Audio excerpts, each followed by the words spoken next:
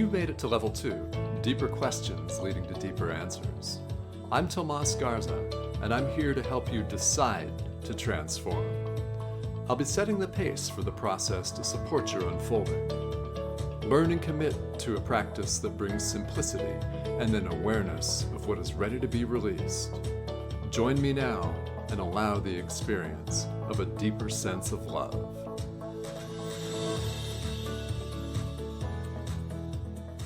Hello and welcome back to Decide to Transform. I'm your host, Tomas Garza, and with me is executive contributor, my very good friend and special guest, GP Walsh, master spiritual teacher, GP Walsh. Guys, this is show number 2 for the month of February, and GP and I sat down recently for a really in-depth show that you'll want to catch here. And we ended with the sense of being alive, that what are people after? Well, it's not necessarily the Mercedes. It's not the glamorous job or the glamorous relationship.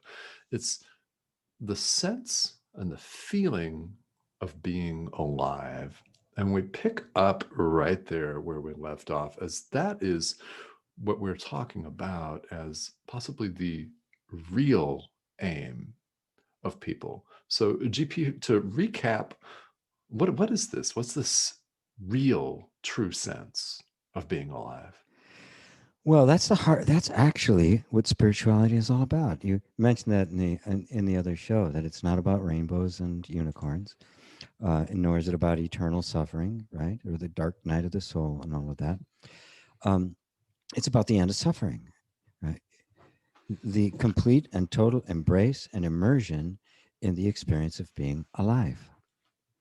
Mm-hmm. And that's what we are all seeking. I don't care what it is you're seeking. If you're a Wall Street broker trying to make another $100 million deal, or you're just somebody out trying to help somebody plant trees, what you're looking for is the direct experience of being alive. Just that direct connection with life. And you know it when you feel it. It's just so authentic. It's so real. It's not something you have to learn, right? Nobody, you don't have to have some guy with a white coat and a checklist telling you, yeah, this is what it feels like. You know it. We just know it because it's our nature. It's who we are. Mm-hmm. And this is the deep import of spirituality. This is what it's about. Right? It's not about weighing rules. It's not about certain kinds of laws or a certain kind of practice. It's about what happens at the end of suffering. I mean, everything we seek, every object, and we seek objects. We seek states of mind or emotions. We seek relationships. We seek possessions. We seek status. We seek accomplishments. What are we seeking? What are we after? The feeling of happiness. The feeling of being alive. That's what we're after. And we've just gotten so distorted to think that some thing is going to give us that. Yes. No. And it can't. It doesn't have it. I've never met a happy dollar bill. And I've told jokes. They don't laugh, right? I've stroked them. They don't get turned on. No. There's nothing there. There's nothing there. It's all us and our own projections. And that is the assumption that there's something missing in us is so strong that we don't even know how to see if it could possibly be actually in us already. And that's why spirituality emphasizes turn within. Right? Not turn within just long enough so that you set up the right vibe and you get what you want. Right? Yes. I'm sorry. That's what people do. That's what they do. Okay, okay, I'm gonna meditate now. Oh, I'm so calm. Did I get the car yet? Right? Thinking that somehow that the real payoff is the thing that I'm after, rather than discovering that the thing you've really been after has been just this sense of your own wholeness and the capacity to feel the joy of and the energy and the charge and the juice of life. And that's in you. This is the great mystery. It is in you. You Mhm. simply do not see it. There's a line from the Gospel of Thomas. Um, I think it's the last one. And it was Christ said, "The kingdom of God is spread upon the earth, but the people do not see it." Yeah, exactly. Where, if you look at the world through the eyes of lack and needing, what you will experience will be lack and needing. That's it's inevitable, because it will color all of your perceptions. And even if everything in the world was given to you, you would still feel that sense of lack and needing. There would always be something else. Yes. And you know, billionaires, you would think I could never be a billionaire because I would give up doing whatever I had to do to be a billionaire long before I got there. Or I'd be giving it away. I mean, what the hell can you do with all that money? Right? I've never known. I I mean, do not know. really, Yeah. really, you and the next 1,000 generations of your family would be are what in the world do you? But that's not it. It's the hungry ghost Mhm. that keeps scoring. They score what they've been taught is supposed to bring them this juice of life and happiness, right? And it hasn't. So, well, I guess I need more, and more, and more, and more. And of course, if you're eating the menu, you're never going to be satisfied with the meal. That's very true, especially if it's laminated in plastic. Yes, like in the diners and stuff. You know, it's got Yeah. coffee spilled over and dried ketchup and stuff. GP, what are you doing? Oh, I'm eating my eggs. Yeah, I'm having relax. the eggs. There's a Yeah, they kind picture of of it. yeah, kind of a flat, so kind of bland today. Um, needs salt. Right. Yeah. Yes. Let me try the huevos rancheros. Yeah, excellent choice. Yes. Yeah. Yeah, I love that. I mean, if you're eating the menu, you're not going to enjoy the meal, No. and you'll be And you're certainly completely not going to feel dissatisfied. full afterwards. Mhm. Yeah, and this is it's so central because that really is it. It's the that feeling of being alive and wholeness. Yet we've all donned glasses like a visor or something like that of lack. And what's your experience when you put on the visor of wholeness? You know, what Um, is that experience like? Interestingly enough, it is not what the law of attraction people will tell you, where all of a sudden all these things are going to come to you. Oh, What it is you don't need anything. right. This moment is absolutely perfect. Mhm. Why would I change anything? It's perfect. Yes. There's nothing to do, right? Yeah. That's what it means to feel complete. You're not looking for anything.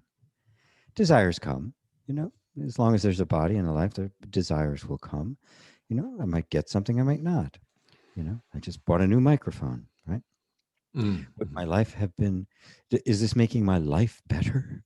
Am I more whole now because I have a Shure MV7? Uh, No.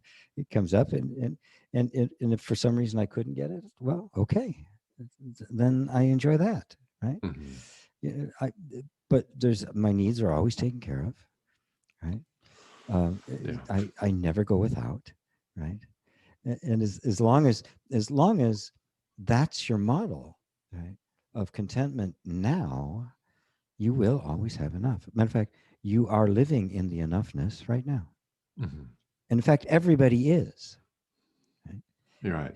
If you didn't compare right now to some other state in the future or some better state in the past, you didn't compare this moment to anything other than this moment, what would be wrong with it?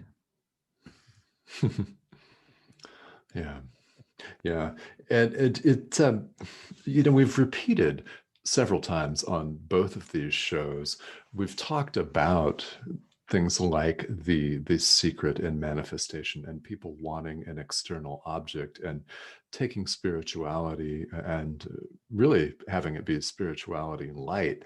You said something on the last show that I love, and I'd love to talk about some more. You said spirituality needs some balls.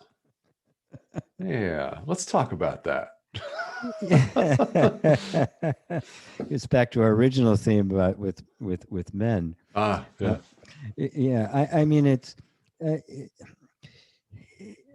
it, it needs to be able to to do what is needed in the moment without second guessing itself. It's Yeah. called presence, right? People that get the idea that spirituality or awakening is going to be, this rose petal path and everything's beautiful, the seas part and all of that, right? And what it does is simply equip you totally to be present with life as it is, Right. to not expect anything other than it to be other than what it is, to not compare it to something that would be better, which is just a ridiculous idea that got made up by the culture. It shouldn't be this way, it should be that way, Right. right? Who said? Hmm. Hmm. Hey, what's wrong with right now, other than you think about it, right?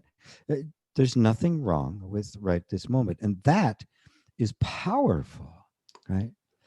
To be standing in a power that no matter what happens, you're unmovable. That's balls. Yeah. Right. Yes. Exactly right. It's crystal clarity as well. It's certainty. Yes. Hmm. Yeah, it is a sense of certainty that doesn't come from conditions. I don't feel whole and complete because I have a big bank account. I feel whole and complete because wholeness and completeness is the truth of my being. Yes. And that's unassailable. You cannot, you cannot mess with the truth. Right. Yeah. It's the truth. It kind of holds all the cards. In fact, it's the only card. It's the only card. Yeah. Right. Yes. Yeah. So yeah, but with the truth that wholeness and completeness are our being, and we have so many people, as we talked about on the last show, we've reached as a world, as a global culture, a tipping point where people have awakened enough to know that there's really something wrong, but not being willing to take that next step. So Yes, yes. yeah, yeah, and GP, I'd like to ask you: there are listeners out there right now who are in that boat that will resonate with so many people because they're out there all over the world. So where does one then go? Where do they then turn at this point? Well, I mean, we're turning to the path of wisdom, which is the brother, wisdom and compassion are a brother and sister. They're the god and the goddess, the masculine and the feminine energy. Okay. Hmm. The precision of wisdom, absolutely, it's the sword of truth, right? It just cuts the shit, Yes. Oh right? yeah. Yeah. Right? It is, this is truth, this is not. And it's balanced by the feminine energy of compassion, nourishing and nurturing, Hmm. and total acceptance. And it's a flow between those two, right? It Yeah. can never be just one. It's never one or the other. But this is the actual path we have to embrace. The religious sentiment of surrender to God is closer than the kind of spiritual smorgasbord that we see. Um, it's really a marketplace of this technique and that technique, and this is going to help me be better, and that sort of stuff. If you look at the deep sense of surrender, right? Lord, replace me with you. Christ in the Garden of Gethsemane. Uh, Hmm. if it be possible, let this cup pass from me. He did not want to go through that. But then what did he do? Father, not my will, but thine be done. Now that says it. Yeah. That's where all of us need to get to. This is not, in martial arts, when you graduate to the next level belt, the next higher level, you go through a you go through a basically it's a process, it's a ritual where you fight everybody, right? Right. Right. So this is the promotion thing you have to go through, right? And the whole point of it is to get through it. You can't win. You're not allowed to win. They just keep coming and coming and coming and coming until you literally cannot move. And if you keep going to the point where your body just completely fails, you pass. It's Yes. not a, it is not a, because what's really being trained is Mhm. the spirit of surrendering to this moment as it is. It's not something gained. And that spirit of surrender, um, the Jesuit priest, the mystic Jesuit priest, Anthony de Mello, he said that enlightenment is total surrender to the inevitable. Mm. Now, that's of the heart. Uh-huh. Right? That's the heart letting go. The ego can't let go. The mind won't let go. The ego cannot surrender because it's what has to be surrendered. Mhm. Not Exactly. my will, but thine be done. So, and this is a big one. And I don't always ask this right up front to people, but here's an exercise. What if every single desire you had, every aspiration, every urge, everything you ever wanted wasn't really your want? It was a program running in you, something you were programmed to want that. And you're acting out a life that isn't yours at all. You cannot trust anything you feel, want, desire, care about. What would that be like? Frightening for most people, right? To question on that level. In Buddhism, they call it the great doubt. Right. You Yes. just doubt all of it, absolutely all of it. This is a spirituality that has some meat on the bones. Right? Mhm. It's willing to surrender, to admit the self-evident, obvious fact that I don't know it all. I am functioning on a very small amount of information. I'm generalizing from a sampling of one. Beautiful. Yes. And I'm supposed to be able to figure my way through this. Right? It's the height of arrogance, right? Humility dawns. You go, man, I don't have a clue. I can't do this. Mhm. Thump. Something. That's a surrender. Yeah. That's a moment where you are broken, right? Mhm. That is the moment of the death the crucifixion leads to. I just have to really give it up. And again, right at the end, what did Christ say?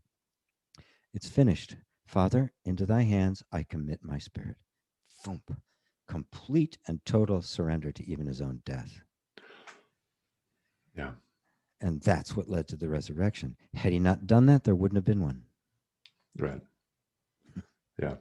Yeah.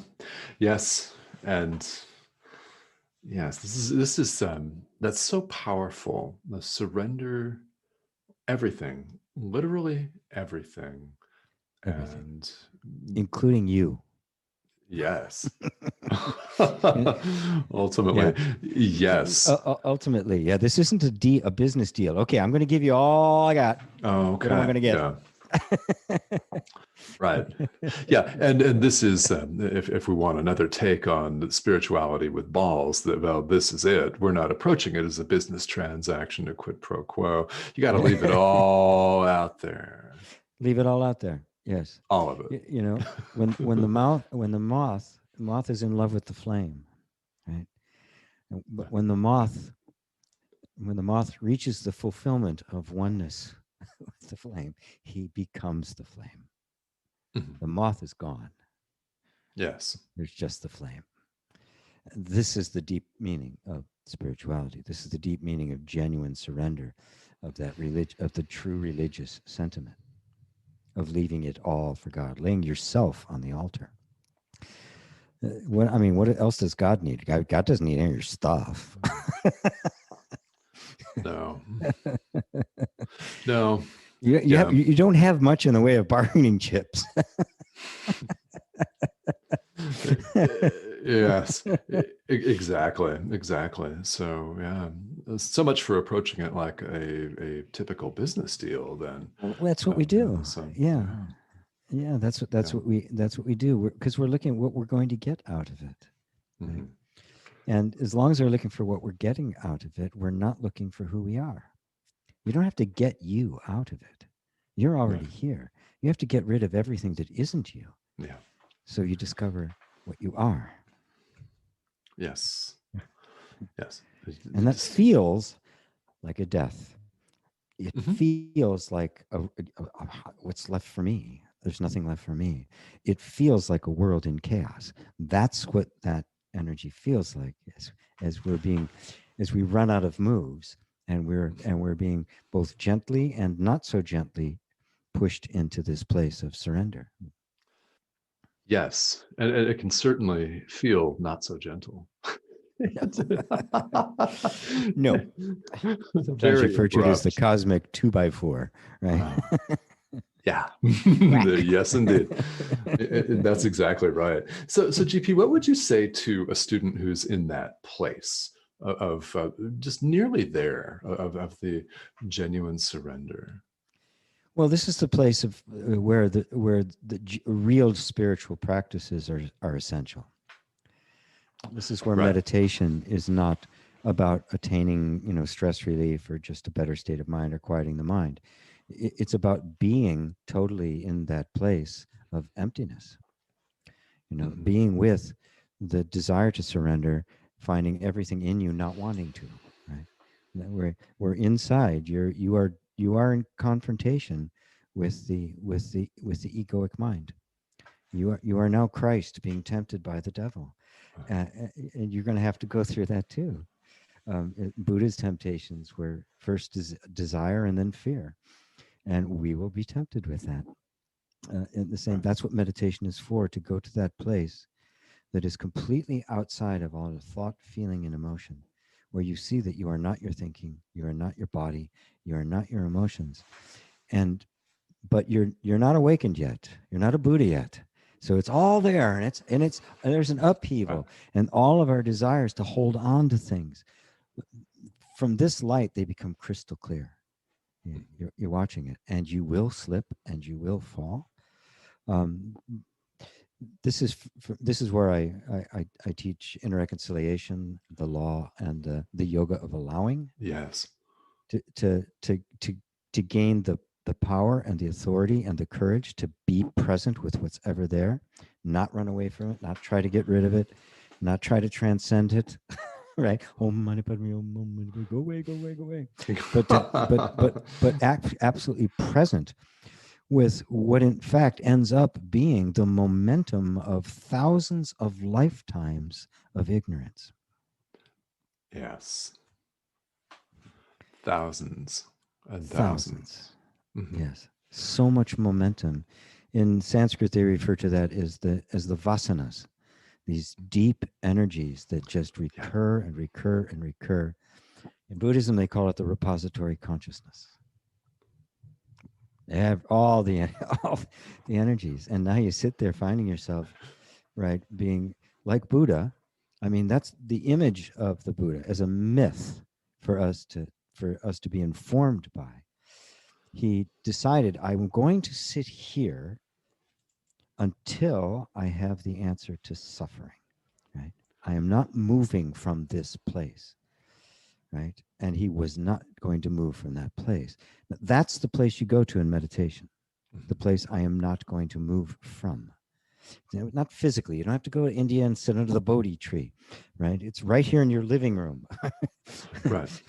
right? Yes. Just to be in that place of being willing to to stay right in that, to not move, and that's when Mara and his daughters show up. Hmm. Oh yeah. Desire, seduction, all these things, right? And if those don't work, up comes fear, the fear of death, and all of that, which Buddha just completely rejected. He had, it didn't touch him. He wouldn't move. And then the last one is really interesting because it's different than the temptations of Christ.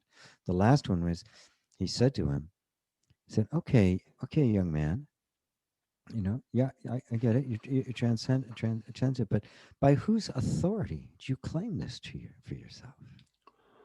Ooh. Yeah. And that's where you see the famous picture where he's got one hand on his knee like this, the other one's like this. This hand this is a symbol that means it's okay, everything's okay, it's cool. And the other hand, he reached down and touched the earth. Life is my witness. Oh, yes. Just so powerful. But Christ experienced the same thing. It was different words. But every single time in the temptations, the devil said to him, well, if you are the Son of God, there was always that invitation. Well, prove it. Turn these rocks into bread. You're hungry. Come on. Right? Every law of attraction, people studying law of attraction should read that. Turn the rocks into bread. And he said, thou shalt not live. The scripture says, thou shalt not live by bread alone, but by every word that proceeds out of the mouth of God, God being truth. Right? He didn't fall for it. He didn't fall for it. Neither should we. Right? So when you're trying to visualize that Mercedes, man shall not live by the Mercedes 640i or whatever it is alone. All right.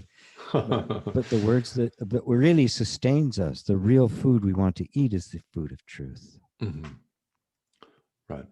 Yeah. And once you've really experienced that, like we mentioned earlier on this show, the train has left the station and you cannot go back. No, you can't go back. Yeah. You'll want to. Mm-hmm. Yes. You'll want to. But if you really understand meditation, it is the direct confrontation with that energy inside of all of us that's been there for 1,000 years that does not. I don't want to let go. I don't want to let go of my desire. I don't want to let go of my aspirations. And little by little, you begin to see that those are all the conditioned patterns of the mind. Mm-hmm. None of them are you. You have basically bought in. You've bought the farm. The shady car salesman was selling you something and you bought it. Mm-hmm. But little by you go, that I want this, I want that. That's not me. Right. It's a thought in the mind that's referring to somebody who has nothing to do with me. Exactly. That's the opening. Mm-hmm. You're stepping into nirvana. Right. Or the kingdom of heaven, if you prefer. Sure. Yeah. And step into it. And then once you've experienced that, well, you're not going back. However, here in the world, as you mentioned earlier, we have to stay vigilant because to keep that as a constant experience, well, is a challenge. It's a total challenge. Until you reach Buddhahood. Right. It wasn't a challenge for Buddha anymore. But a very famous Indian sage, a fully enlightened master, Papaji, you said that a lot, but told the students you have to be vigilant. You have to watch.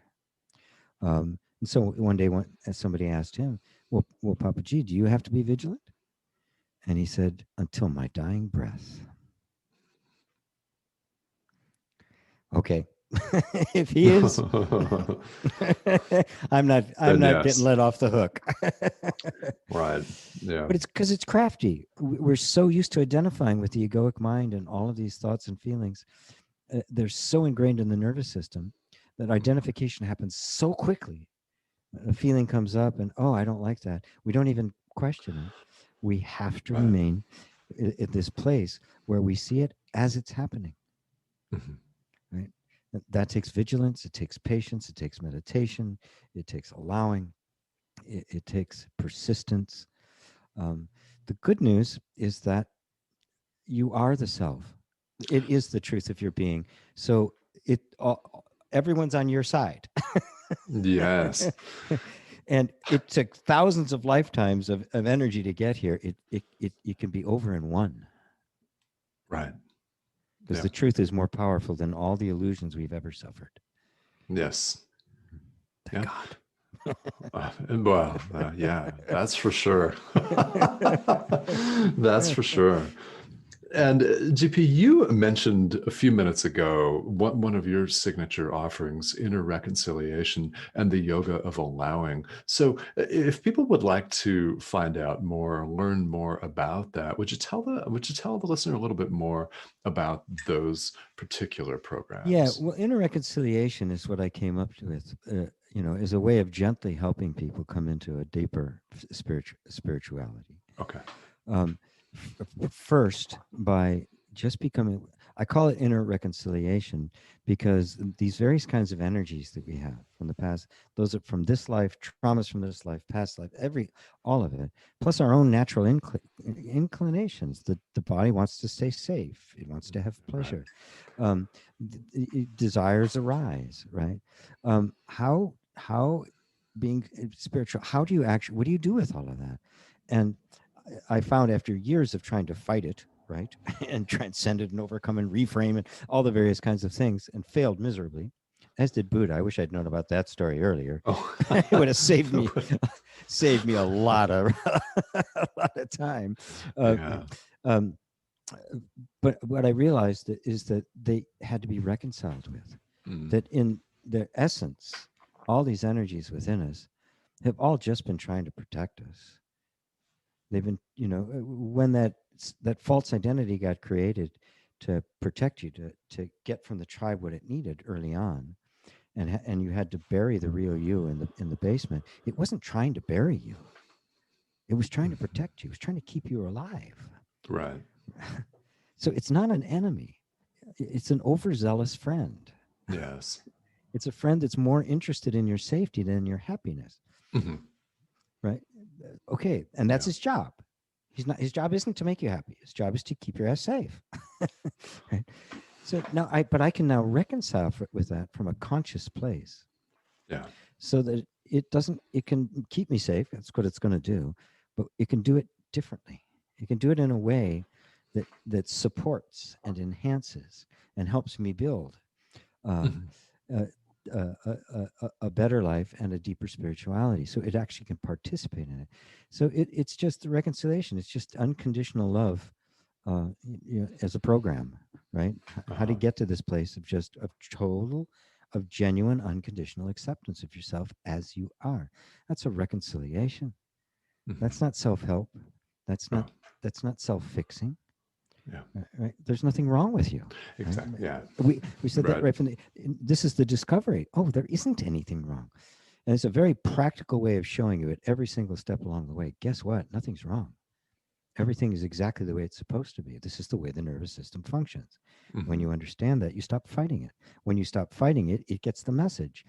It can drop the defenses because nobody's attacking. Right now, you're Yes. doing all the attacking, so it's just in fighting stance, and it's Hmm. way better at this than you are. Oh, yeah. Yeah. So what do? Like arguing with anybody. If all of a sudden the person you're arguing with said, "You know what? You're right. You're right. I'm sorry." What would you do?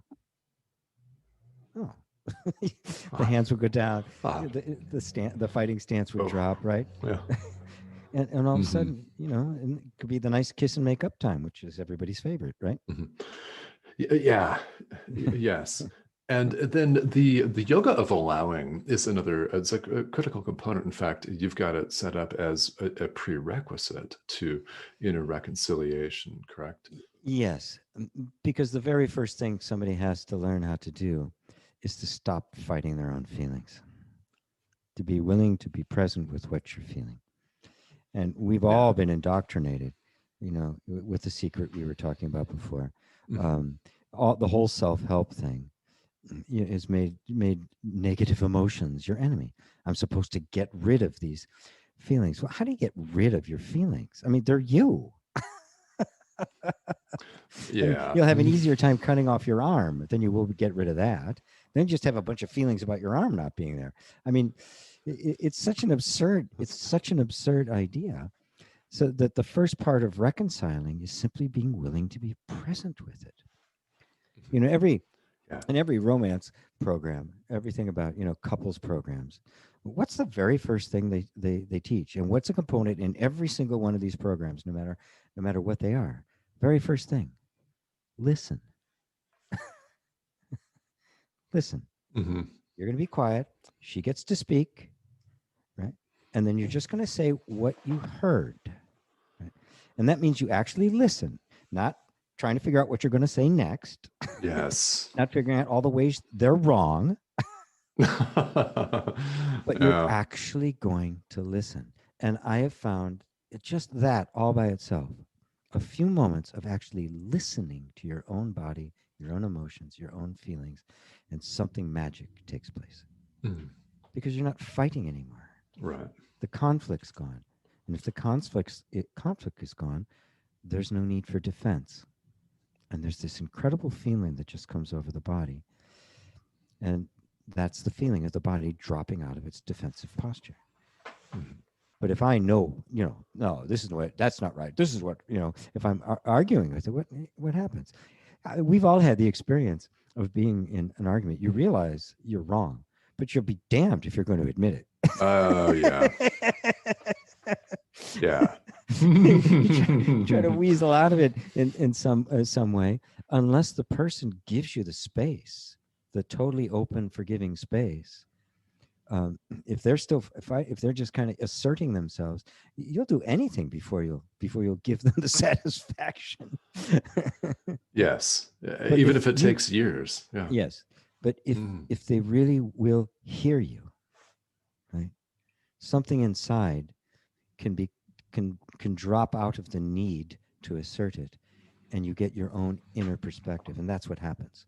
The whole energy system now, dropping out of defenses, can re-examine whether or not this defense is needed or not. Right. And Yeah. because it's a totally adaptive system, that's all it does is adapt to the environment. When the environment shifts from danger to safety, it immediately begins to adapt to it. You don't have to do a damn thing. Luckily. Luckily, This is good. yeah. Yeah. Yeah. Yeah. Otherwise, we're trying to figure this all out with our minds. Forget it. Are you kidding? Mm. We don't have a chance. That's a tough one. Yeah. We don't have a chance. Right. Yes. And this is wonderful. This is the yoga of allowing and inner reconciliation, and both are available for the listener on GP's website, gpwalsh.com. Yep. GP, this has been a pleasure. Again, it's so much fun to have these deep level conversations. It's so nice to conversation where nothing's off limits. Uh, yes, thankfully, I love that. Yes, we don't have to dumb it down for the audience. Mhm. They're ready for meat. They're long past pablum. Oh yeah. Yeah. Well, and for those of you listening, we thank you for that, GP, and I thank you very much for being Amen. ready for the meat, for the grit, for all of that. And we thank you so much for tuning in today. GP, what else would you like to add before we wrap up? Well, the great revelation, and for a long time was kind of the slogan I used all the time, is that you're not broken. You were taught you were. You were taught that there was something essentially wrong with you and you needed to be fixed. Um, but the ones who told you that were wrong. And they told you Yes. that because somebody told them that, and somebody told them that, and somebody told them that. Right. So everybody's been broken right from the get-go. And the fact of the matter is, you're not. There's absolutely nothing wrong with you. You just think there is. So you don't have to change anything. You don't have to fix anything. You just have to start looking. You just have to start becoming discriminating about what you're about, the thinking and the stuff that you're experiencing, especially about how you think about yourself, your sense of identity, so that this isn't self-help. This is self-discovery. Self-help wants to make a better version of you, and I'm saying you don't need a better version of you. You need the one you actually are. There you go. That one can't be improved. Mm-hmm. And luckily, it cannot be improved. Happily, it cannot be improved. It's the truth of who we really Yes. are. I love Yes. it. Yes. And again, listeners, thank you so much for joining in. GP joins me every month here on Decide to Transform as executive contributor. And please stay tuned. Listen to last month's shows, listen to these next month's. It's grit, it's courageous, it's the meat of it all, and we're bringing it to you. So GP, thank you so much. This has been such a pleasure, and it's always wonderful to take the time and have these conversations with you. Thank you for joining me. Thanks, Tomas. Wonderful as always. All right, and this has been Decide to Transform with executive contributor GP Walsh. I'm Tomas Garza. Thank you for tuning in, and we will see you back here next time.